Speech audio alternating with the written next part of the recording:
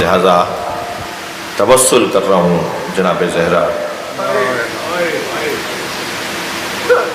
مولا علی خود نبی سرکار امام حسن حسین، یا اللہ ہماری مدد فرما، ان 10 دنوں میں ہمیں بہتر انداز سے خدمت کی توفیق عطا فرما۔ یہ 10 دن 365 دنوں کی امامت کے دن ہیں۔ شاید اللہ نے محرم کو اسلامی اور ہجری مہینوں میں پہلا مہینہ اسی لیے رکھا، سال کا آغاز محرم سے ہوتا ہے، اور محرم کا آغاز پہلے 10 دن، اور ان پہلے 10 دنوں میں بات اللہ، رسول اور حسین کی ہونی ہے۔ اللہ کے کاموں میں حکمتیں ہیں، حادثتاً اتفاقاً تصادفاً کام نہیں ہوتا، بلکہ وہ مصلحتاً یہ سارے کام کرتا ہے۔ 10 دن میں ٹریننگ ہوگی، سال بھر یہی کام آئے گا۔ اور اتنا کام ہوا، ایک جوان مجھ سے کہنے لگا 10 دن کے بعد 11 اور 12 تاریخ کو اور پھر 17 اور 20 تاریخ کو وہ رنگ کیوں نہیں ہوتا جو 10 دنوں میں ہوتا ہے؟ کیونکہ ائمہ اہل بیت نے ان 10 دنوں کو خوب اہتمام کے ساتھ یاد کیا ہے۔ محرم کا چاند دیکھنے کے لیے لوگ صحراؤں میں نہیں جاتے تھے، اور مہینوں کے چاند دیکھنے جاتے تھے، اور مہینوں کے چاند دیکھنے کے لیے صحرا میں کسی بلند جگہ پہ جا کے کھڑے ہوتے تھے تاکہ چاند دیکھیں۔ مگر اہل مدینہ محرم کا چاند دیکھنے کے لیے کسی صحرا میں نہیں جاتے تھے، امام جعفر صادق کی گلی میں آ جاتے تھے۔ امام صادق کے گھر سے رونے کی آواز آ جاتی تھی تو سمجھ لیتے تھے کہ محرم کا چاند ہو گیا ہے۔ اہل بیت کے گھر سے بلند بلند آواز سے صدائے گریہ، بلند گریہ، وہ لوگوں کی رہنمائی کرتا تھا کہ محرم کا چاند ہو گیا ہے۔ یہاں محرم کا چاند نمودار ہوتا تھا، وہاں سیاہ پوش ہو جاتے تھے، اہتمام ہو جاتا تھا۔ اللہ اکبر۔ ایک خاتون اشرا کرواتی تھی۔ اچھا، خواتین کا بڑا کردار ہے ہمارے گھر میں، جو ہماری بزرگ خواتین ہیں نا، ان کی سلامتی اور ان کی صحت کا خیال رکھیں۔ انہوں نے حسین سے ہمیں خوب جوڑا ہے۔ ہماری دادیاں، ہماری نانیاں، ہماری ماں،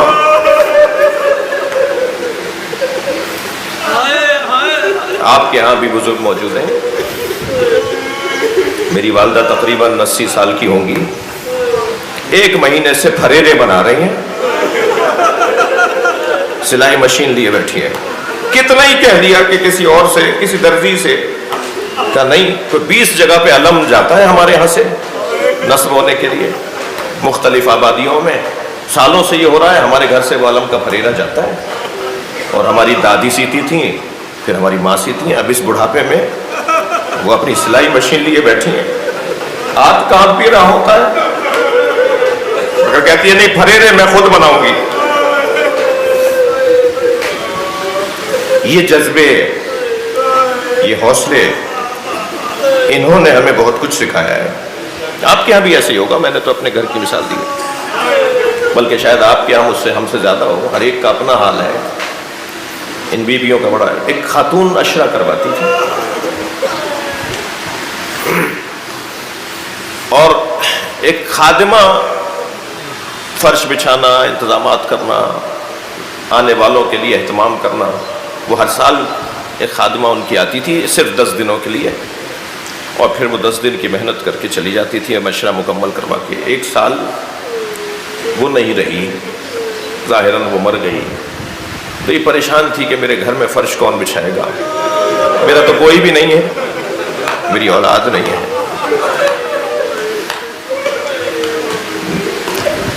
تو اچانک چاند رات ہوئی تو اچانک دروازے پہ دستک ہوئی تو ایک خاتون کھڑی تھی. کبھی بھی تمہارے ہاں عشرہ ہوتا ہے؟ کہا اس سال میں سنبھال نہیں پاؤں گی، اس لیے کہ میرے گھر میں جو محنت کرنے والی ایک خادمہ تھی وہ نہیں رہی، تو میں جب کر نہیں سکتی تو جب میں سنبھال نہیں سکتی تو کیسے کروں گی، اس لیے میں عشرہ نہیں کر رہی. کہا نہیں بی بی، وہ کام میں کروں گی. یہ واقعات لا تعداد ہیں، سچے واقعات ہیں. کہ وہ بی بی وہ کام میں کروں گی. 10 دن تک فرش بچھاتی رہی، آنے والی حسین پہ رونے والیوں کے لیے نیاز کا اہتمام کرتی رہی. عشرہ ختم ہوا، شام غریبہ گزری تو اس بی بی نے رقم نکال کر اسے دینا چاہیے اور کہا کہ میں اس خادمہ کو ہمیشہ رقم دیتی تھی، اس سال تم نے محنت کی ہے تو یہ اجرت لے لو. تو اس نے روتے ہوئے کہا کہ اپنی اولاد کے غم میں اجرت لیتا ہے.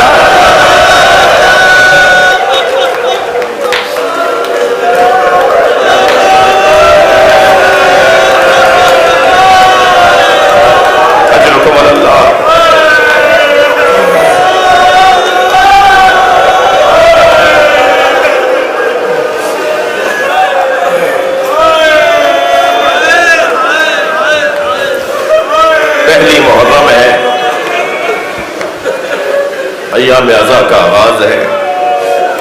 میری گزارش ہے اپنے کمسن ساتھیوں سے بے توجہی کا شکار نہ ہونا،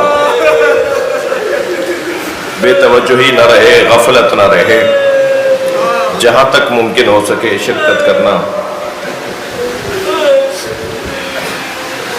جب محرم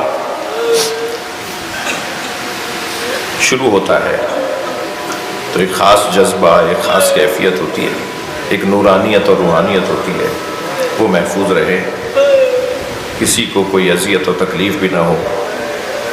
ہم سب حسین کے فقیر بننے آئے ہیں. چلیے کچھ دیر کے لیے میرے مولا مدینہ چھوڑ رہے ہیں. بہت آسانی سے، آرام سے میں نے جملہ کہا ہے، مگر وطن چھوڑنا، اپنا گھر چھوڑنا اور یہ سوچ کے چھوڑنا کہ اب واپس نہیں آنا، اس لیے کہ حسین جانتے تھے کہ اب واپس نہیں آنا. تو رات کی تاریکی میں ماں کی قبر پہ گئے ہیں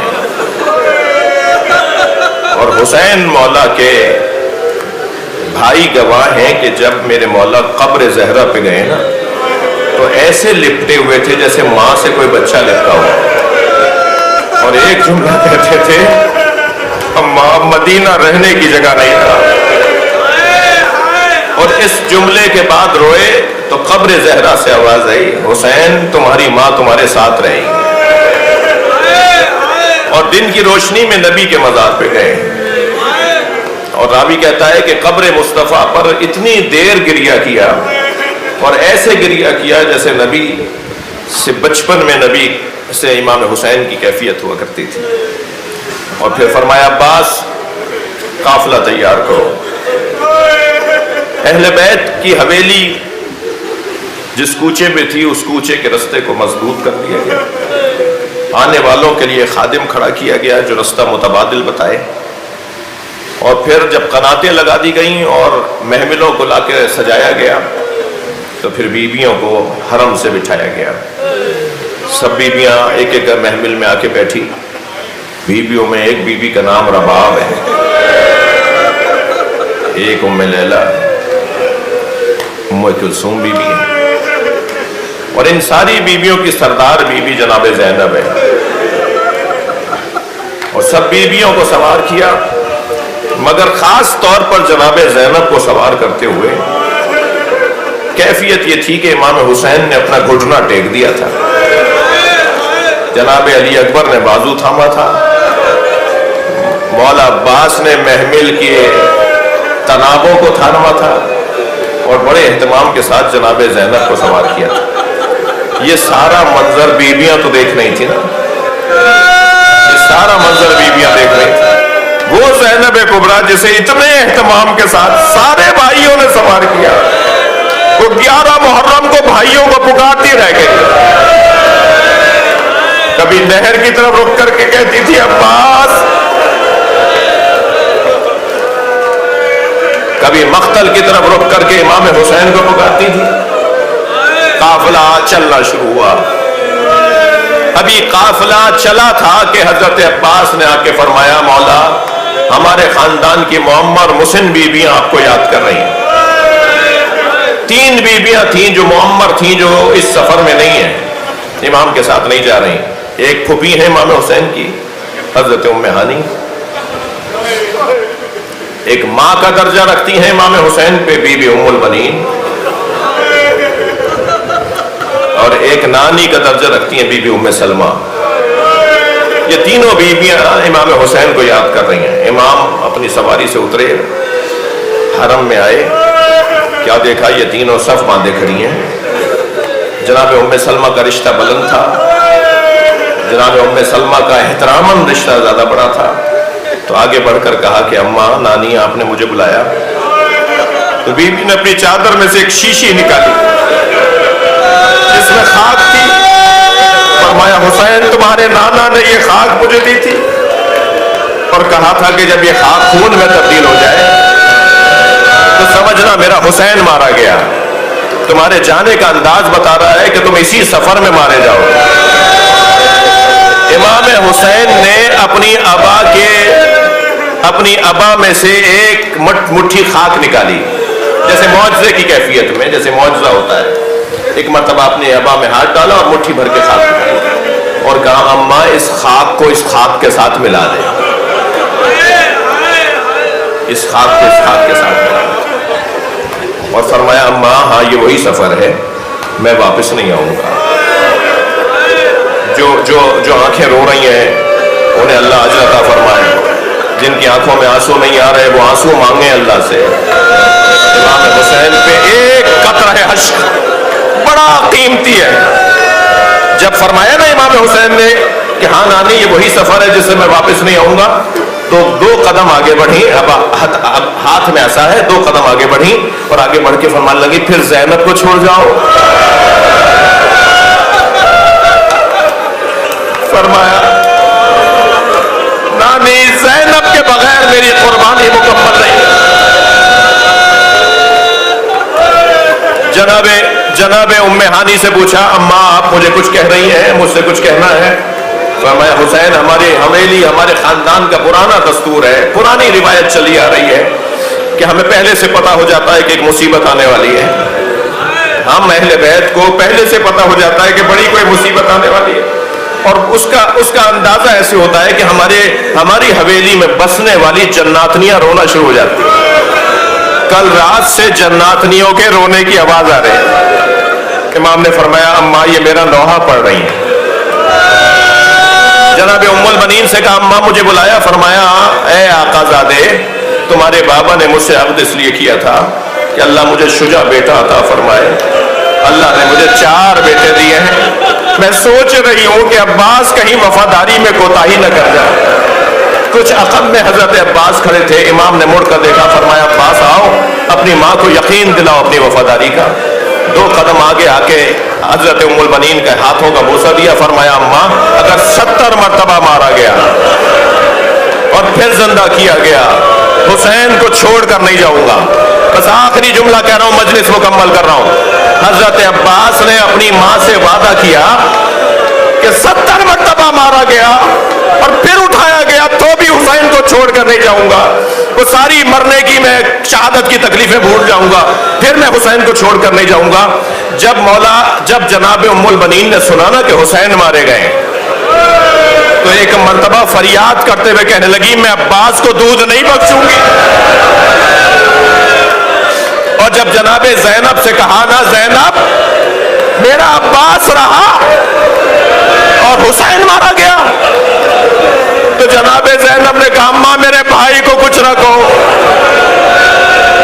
عباس کے ہوتے ہوئے حسین کی طرف کوئی ٹیڑھی نگاہ سے نہ دیکھ پایا. عباس کی شہادت کے بعد حسین پر سب جھمٹ پڑے.